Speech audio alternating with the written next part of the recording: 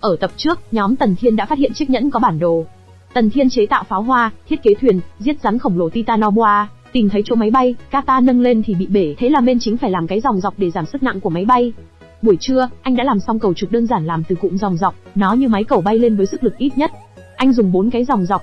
Mọi người không tin chỉ dựa vào mấy cái bánh này sao? Họ không thể tưởng tượng. Cụm dòng dọc mượn nguyên lý đòn bẩy, mỗi một dòng dọc động có thể tiết kiệm 1/2 sức lực. 3 cái dòng dọc động có thể giúp chúng ta tiết kiệm 5/6 sức lực. Mọi người vẫn không hiểu. Anh giải thích đơn giản hơn nữa, đó chính là sức mạnh của mọi người sẽ tăng lên 6 lần thì mọi người mới hiểu.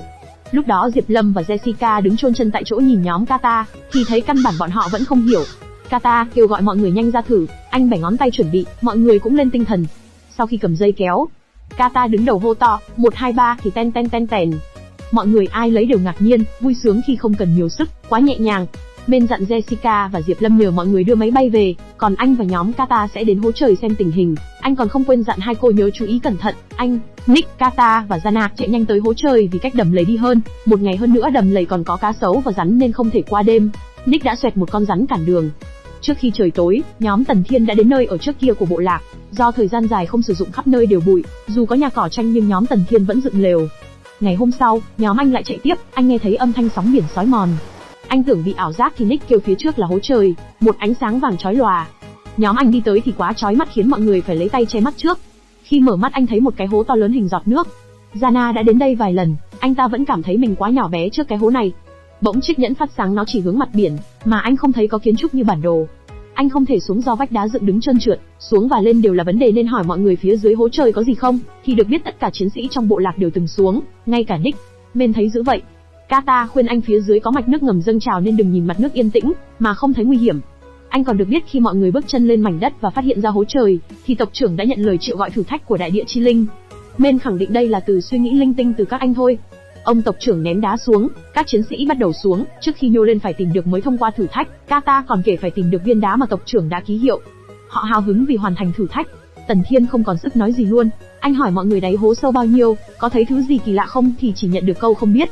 Jana lại nghĩ ra sau khi anh về thì hỏi Viju, Azuba, anh em Pokuma. Anh thấy chuyến này đi vô ích thì buồn. Sau khi có chiếc nhẫn, anh đã vạch lối về dễ nhất mà không phải đi xuyên qua đầm lầy.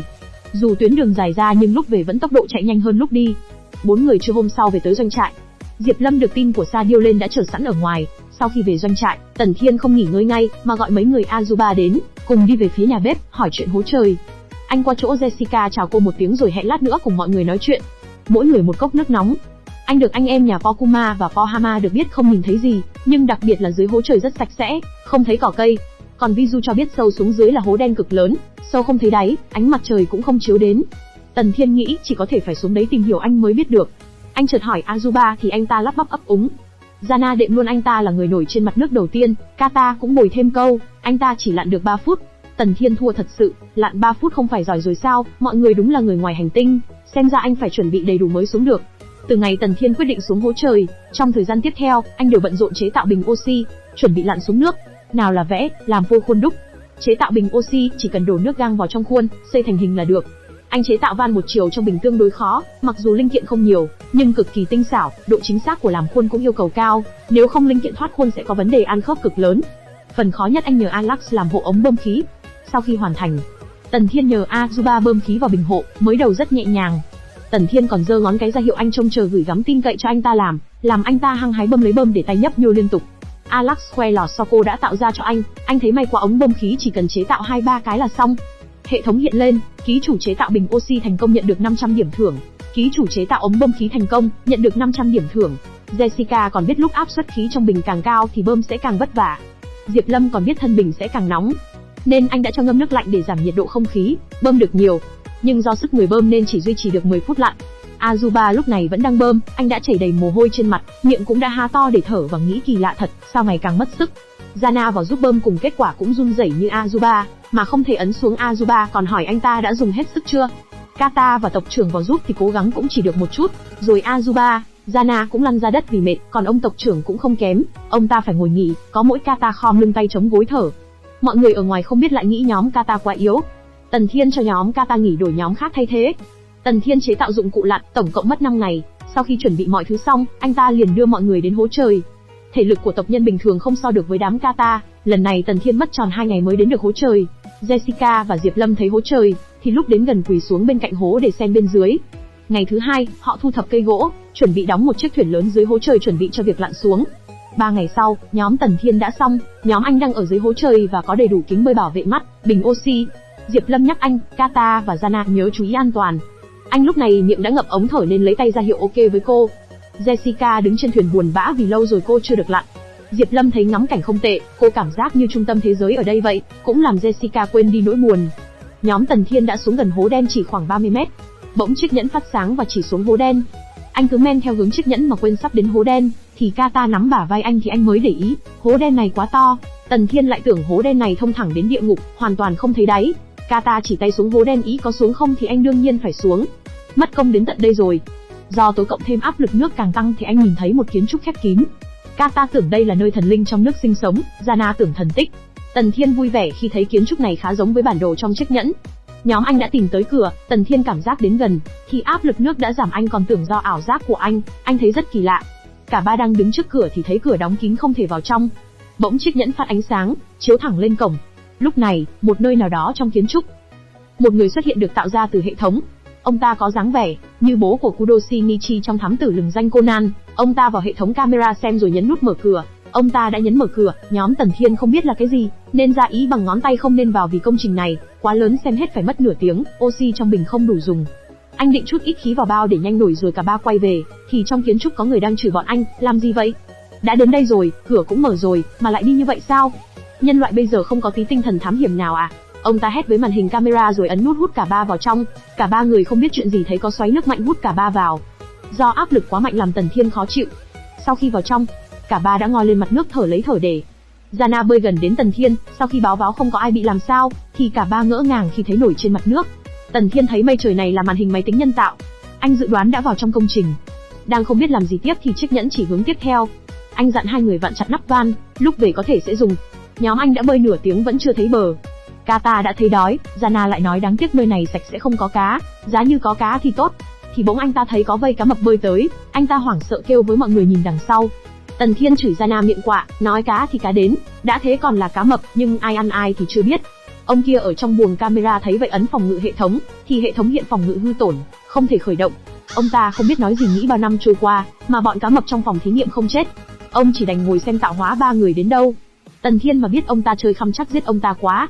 Lúc này ở chỗ Tần Thiên hệ thống hiện lên, cá mập Megalodon, trung bình dài 14 mét, nặng 40 tấn, một trong những kẻ săn mồi to nhất lịch sử, lực cắn lớn nhất là 20 tấn. Sức mạnh cắn xé trong khoang miệng của nó vượt qua cả khủng long bạo chúa. Sinh sống trong khoảng cuối Miocene 1500 vạn năm trước tới đầu, Pliocene 250 vạn năm trước, là một nhà săn mồi đẳng cấp. Tần Thiên rất sợ, anh cầm đầu ống thở oxy, xì vào người nó rồi quát nó biến đi. Anh kêu Jana và Kata bơi nhanh rồi kéo anh đi. Tay anh vẫn duỗi thẳng phun khí vào nó. Anh thấy cứ thế không được thì Kata kêu anh mau nhìn bên kia. Lại hai con cá mập tới. Trong lòng anh lúc này quá hoảng thôi vĩnh biệt cụ. Anh đã nhanh chóng lấy lại bình tĩnh kêu hai người còn lại, ôm bình mở van ra lớn nhất, nắm chắc bình rồi bơi nhanh. Đây là họ chứ chắc admin thấy vậy chân tay bủn rủn không bơi được. Jana kêu Tần Thiên phía trước là kính thủy tinh.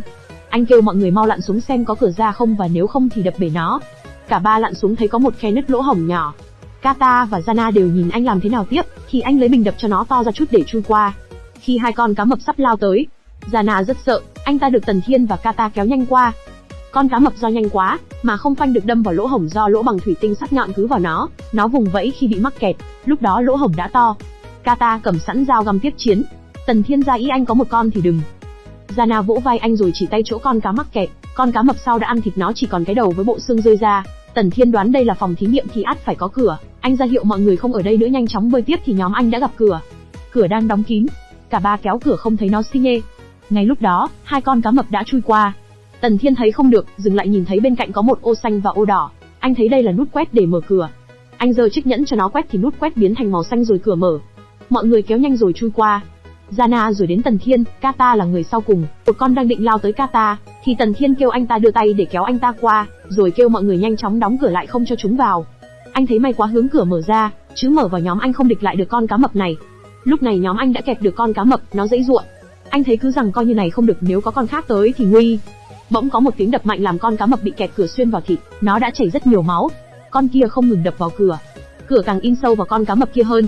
Tần Thiên lúc này không thể tin được, đồng đội heo của nó lại cứ đập vào cửa sắt làm nó bị mắc kẹt càng chặt. Anh cầm sẵn con dao găm, anh không biết gọi nó là cá mập hay cá ngu. Một lúc thì con cá chết do nhóm anh găm dao vào đầu nó nhiều vết, cộng thêm vết cửa xén vào nó.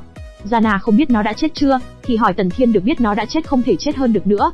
Anh ta không biết con còn lại làm sao thì Tần Thiên và Kata đều cất dao rồi ra mở cửa cho con cá mập bị kẹp trôi ra, rồi nhanh chóng đóng cửa lại. Ông kia đang đứng quan sát mọi người hành động, ông ta khoanh tay nghĩ, cá mập mà ông ta nuôi dưỡng trí thông minh thấp quá, chắc do không được tiếp xúc ngoài nhiều. May mắn ba người kia không sao, qua được Huyền Vũ Quan chính là quan cá mập, ông ta có thể đi tiếp ứng. Gianna đã đuối sức, anh hy vọng sẽ không gặp phải cá lớn như này nữa.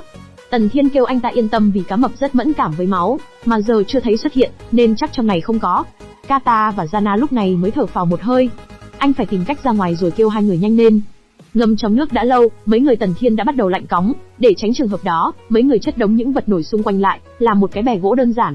Mất nửa tiếng, cuối cùng ba người cũng làm xong, nhưng mà vì bị hạn chế bởi vật liệu bên cạnh, nên bè gỗ này cũng không cố định, lúc nào cũng có thể tan tành. Nhưng méo mó có còn hơn không, thời gian dài qua đi, cuối cùng họ cũng thở phào một hơi. Trong thời gian đi tiếp, ba người Tần Thiên theo chỉ dẫn của chiếc nhẫn, tiếp tục đi sâu vào, chỉ là kiến trúc này to đến mức khó để tưởng tượng. Qua một tiếng, môi trường xung quanh cơ bản không có gì thay đổi. Thời gian này, mấy lần Tần Thiên muốn đi vào sau cánh cửa sắt lớn kia nhìn thử, xem có tìm được tin tức gì hữu dụng không, nhưng cuối cùng vẫn đè tâm tình đó xuống. Nếu như lại gặp phải cái gì đó giống như cá mập nữa thì vĩnh biệt cụ thật. Bỗng chiếc nhẫn phát sáng, Tần Thiên không biết lại có chuyện gì thì cái bè nâng lên, Gianna tưởng là bay, còn Kata tưởng vu thuật. Tần Thiên đang không biết gì thì cái bè lướt nhanh phóng thẳng. Anh kêu mọi người bám chắc, cẩn thận bị hất.